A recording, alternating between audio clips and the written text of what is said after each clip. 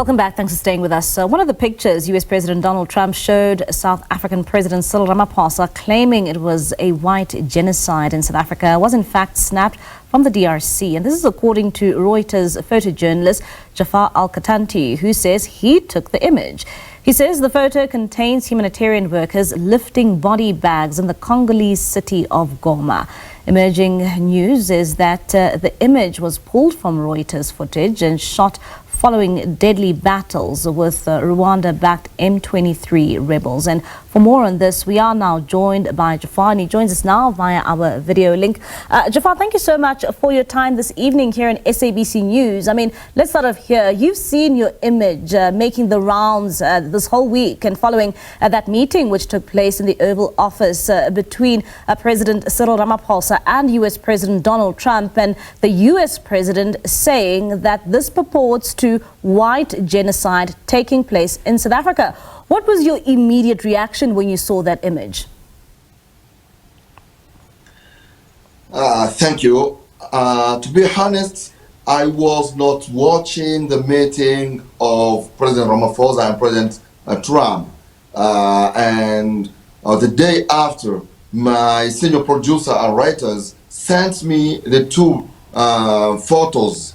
The photo of the President Trump taking that newspaper and the screenshot of my video. And he's the one who told me, who let me know that President Trump said that that's what they prove that in South Africa there is a genocide of white farmers. And from there, I started reading media, and I found that President Trump used my photo to show the world. So I say to lie the entire world in order to convince President Ramaphosa that there is killing of white people in his country. Were you shocked at all that it was your image being used by the US President saying that there are killings of white people in South Africa? Yes, that was my first impression. I was shocked. Not shocked because he used my image, but first of all, I was shocked because a president is a high authority who have not to use fake news. And as a journalist, my job is to inform, to give good information, and also to fight against fake news and all the surrounding fake news. And when I saw the president of US using my image of Goma saying it's in South Africa, I was shocked. And then also shocked to see that the allegation is very far, many kilometers from the picture to the history he made. And Djaffar, maybe if you can also tell us what was actually being depicted in that image in which you took from the DRC. Come again, please. I'm sorry. Maybe if you can just explain to us the image in which you took in Congo, in the DRC, what was taking place at the time, and when was this picture taken? It was on February 3rd, the first week after the city of Goma was taken over by the M23 rebels, and the volunteers of the Congolese Red Cross, supported by the International Red Cross, the ICRC, were burying the victims of the war in the city of Goma. Thousands of bodies were buried in like 1 week. And on that day was the first day of burying. And even the M23 was not happy with journalists to cover that event.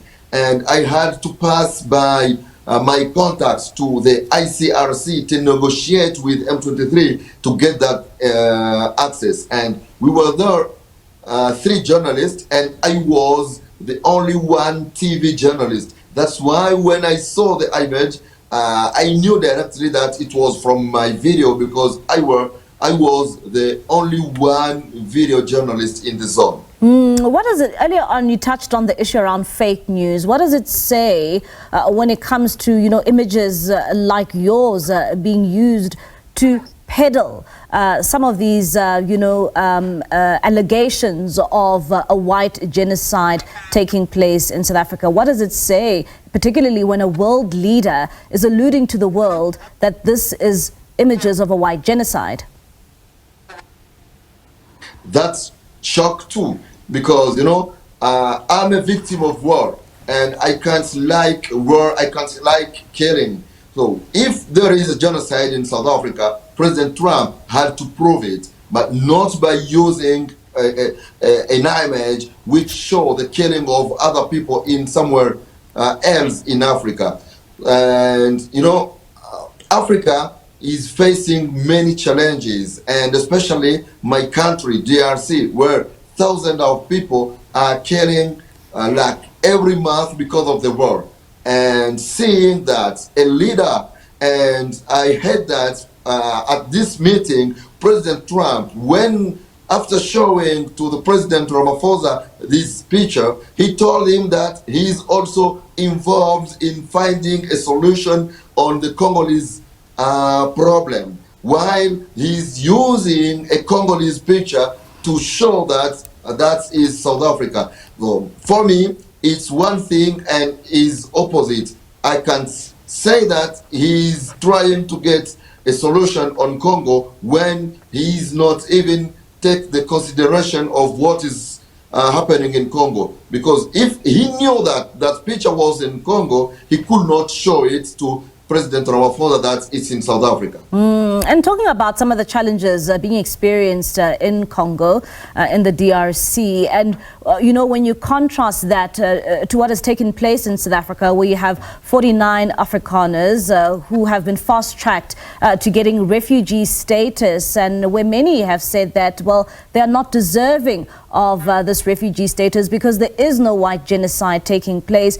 And when in fact a country like yours is facing a volatility, what does it say? And how do you view that white Afrikaners being given refugee status when there are many on this continent who actually need refuge? As I said, as an African, anything touch an African also touch me, and that is said. And it's not only about Africa, it's about all the world, and especially Africa and my country. And when something like that, killing of people, genocide or war, because here in Goma, NGOs talked about 3,000 people who were killed in 2 days of fighting. It's a lot.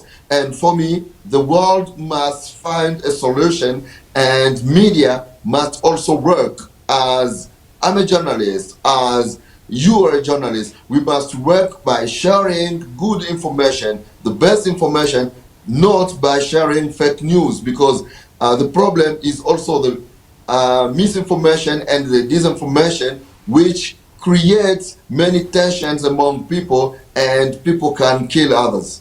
All right, Djaffar, thank you so much for your time this evening. That's Djaffar Al Katanty. He is a photojournalist from Reuters, and that follows his image there being used and, to peddle information that there is a white genocide taking place. Of course, that image was used in the Oval Office by US President Donald Trump.